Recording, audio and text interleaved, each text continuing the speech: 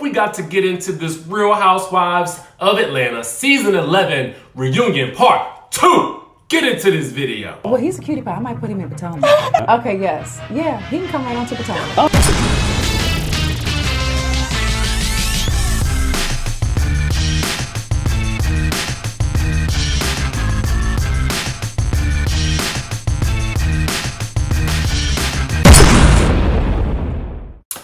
What's up, y'all? It's your boy Richie Scott, and we are back with another video. Yes, we are today breaking down the Real Housewives of Atlanta Reunion Season 11 Part 2.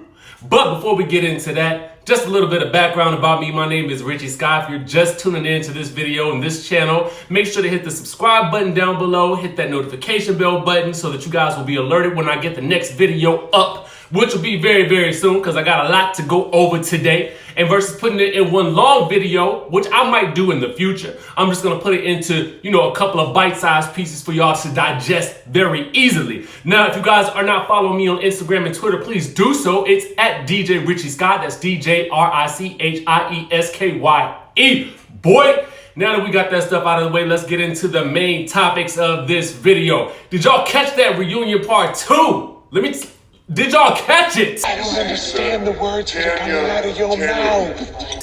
Okay, I got so much to say about this reunion. It was crazy. Part 2 was definitely better than part 1. I felt like part 1 was just a warm-up, but now we get into the main course, okay? Let's start things off with talking about this whole situation between Porsha and Kandi, because that's what we started the episode off, all right?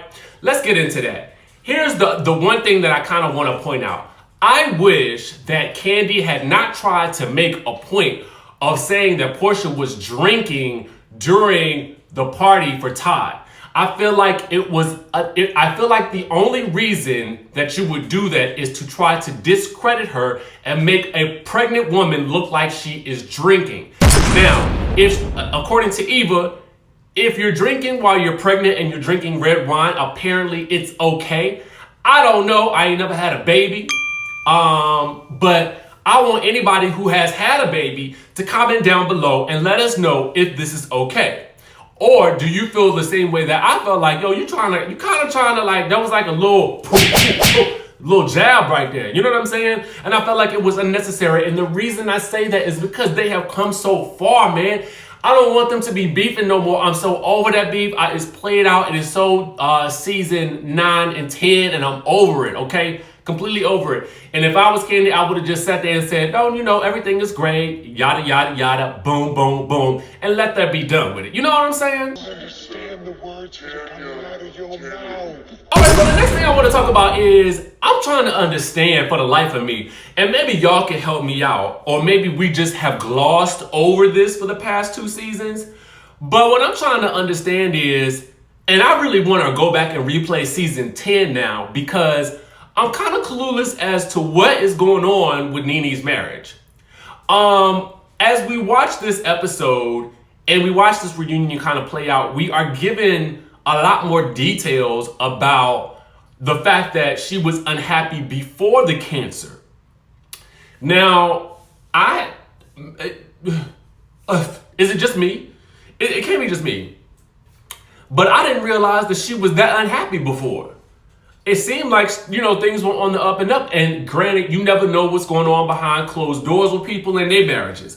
But at the end of the day, I just felt like I don't know, was it a revelation to y'all that they were so unhappy, or that she was so unhappy even before the cancer? And maybe I haven't been paying attention to the signs or something like that, because I'm thinking to myself like, okay, this man has cancer. I've never been a caregiver or a caretaker, so I don't know what it's like. And I assume it's a lot of pressure, and I'm assuming that if you're already unhappy, it's even more pressure.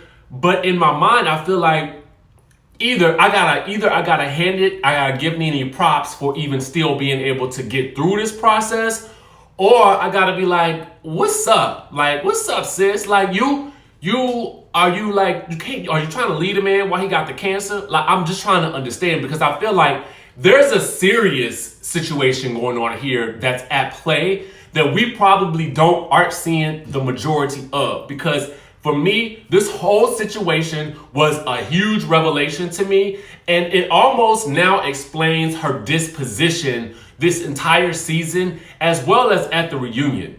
It was interesting to see their dynamics play out with regards to the reunion and his explanation of her treatment of him. It was very interesting to see that. The other thing that was interesting was that he ended up calling Cynthia Bailey his sister. He was like, she's like a sister, okay? So then it seems very interesting to me that days later, now he had to have seen the same reunion at the same time that Nene did, so I would have assumed that he would have been on the same page then, right? But just recently, he posted on social media that he meant she was like a sis. Like, the actions that Cynthia took were not sisterly. So he's now kind of backpedaling a little bit on that and kind of now firmly standing behind his wife, as he should, okay? As he should, as any man should stand behind their wife, right, wrong, or indifferent. I get his position on that situation. It's just unfortunate that it's playing out this way. I don't understand the words that are coming out of your mouth. Okay, now listen. We got to do some talking here, okay? We got to do some talking because I want to tell y'all this. Now, I don't know what y'all think about her, but honestly, she won a whole lot of points with me. And that is Tanya Sam, okay? Tanya Sam looking beautiful on the end of that couch. And I want, if I had to do a shade down, okay, on which side of the couch was more shady or kind of won the shade battle, who would you say? Would you say the left side, which would be Porsha, Cynthia, Eva, and Tanya? Or would you say the right side, which would be Nene, Marlo, Kandi, or Shamari? I'm going to tell you mine at the end, but right now, I just want y'all to go off in the comment section, okay? Now, anyway, back to what I was saying. Tanya, this whole thing between Tanya and Nene, let me tell you something. That was the funniest kiki to me of the entire reunion. Tanya saying,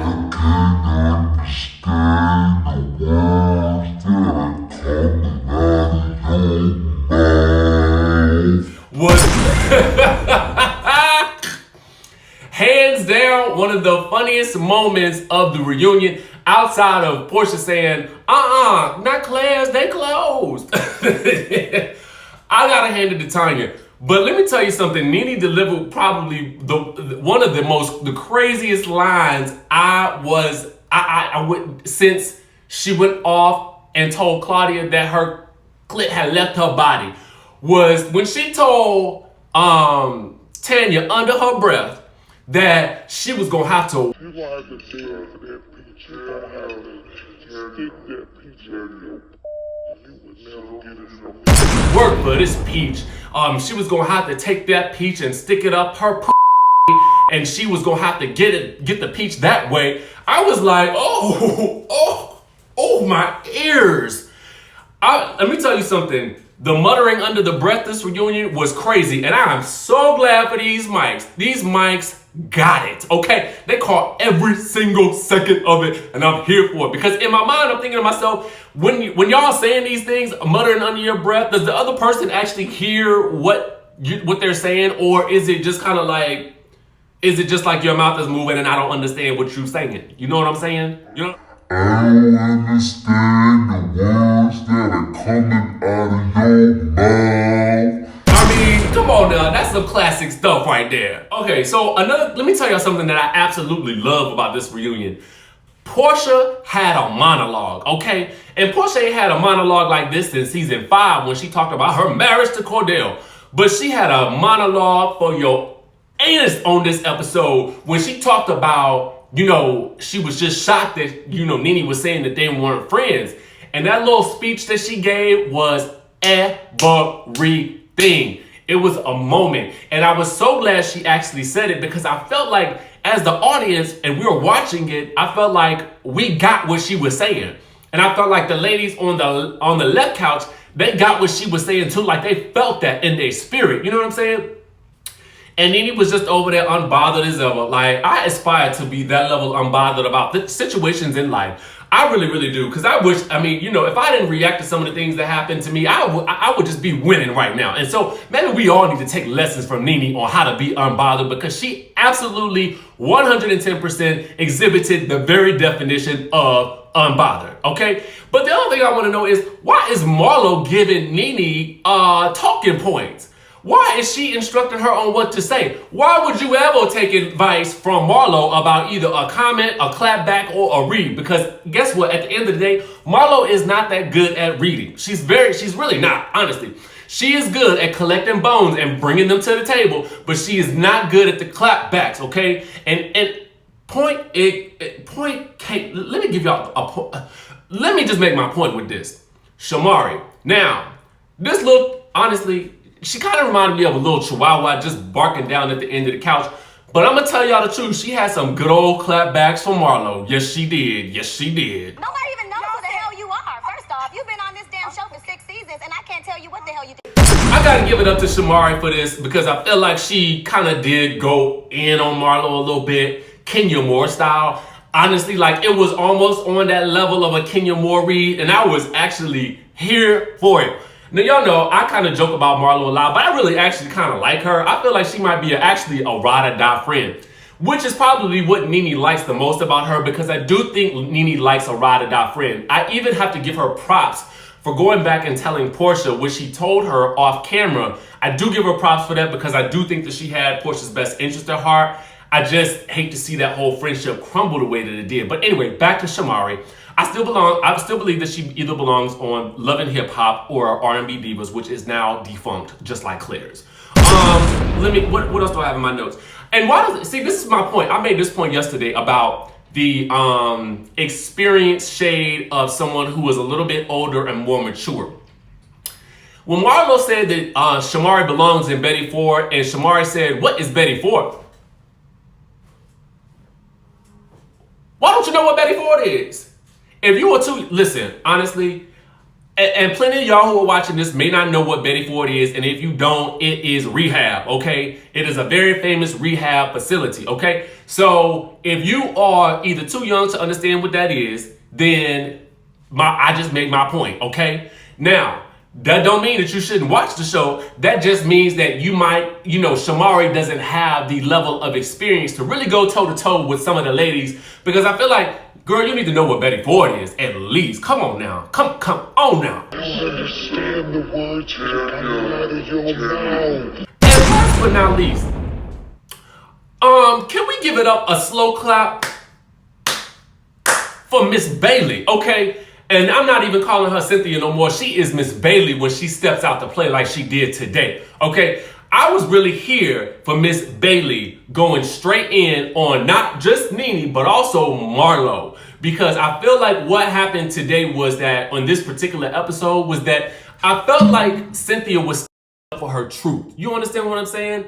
And whether she was right or wrong, I clearly think she should have told Nene about the possibility of Kenya coming, because I do think that if she thought that it would affect their relationship, she should have said something. But the fact of the matter is, she didn't out of fear. Boom, bottom line. Now, what I do appreciate that she told Marlo is, I was here when you was not a friend to Nene, okay? When you was chasing her off during that game day that time, talking about her Donald Trump hair. Cynthia was she still on her side at that point? I don't know. But maybe that was the season they was all beefing with her. I don't remember. But anyway, at the end of the day, they made up and got back together as friends. So I appreciate Cynthia for stepping up and saying her truth, because I felt like Marlo was just kind of I think it was like Shamari called her a lapdog. I feel like that's really what her role was on this episode. And I feel like she kind of was so far up Nene's ass that I felt like I don't understand how she could even breathe. You know what I'm saying? Because I just felt like she was right in the cheeks. I mean, she was The cheeks were here. She had spread them open and she had just dived right into the cheek, head first.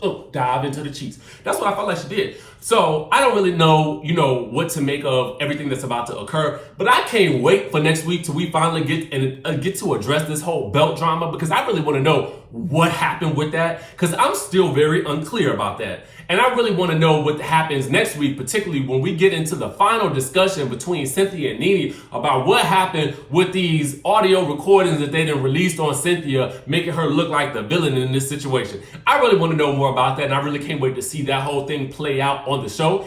Otherwise, you guys, I'm looking forward to all of the ladies reacting to everything on social media and everybody continuing their media tours and spouting all the dirt on each other. Because y'all know, as soon as I get it, I'm going to be bringing it to y'all. Now, what I need for y'all to do is, I need for y'all to tap that subscribe button down below, hit that notification bell button at the top, and then follow me on Instagram and Twitter at DJ Richie Scott. Y'all know I'm going to Dubai in about a day or two. So y'all don't best believe though that I'm still coming at y'all with the juice. We're going to still keep rocking this thing. Y'all might see me in my turban and everything while I'm sitting on the beach in Dubai, but at the end of the day, we're going to still keep bringing y'all the heat with these videos, all right? So I'm going to catch y'all in the next video, and thanks for watching.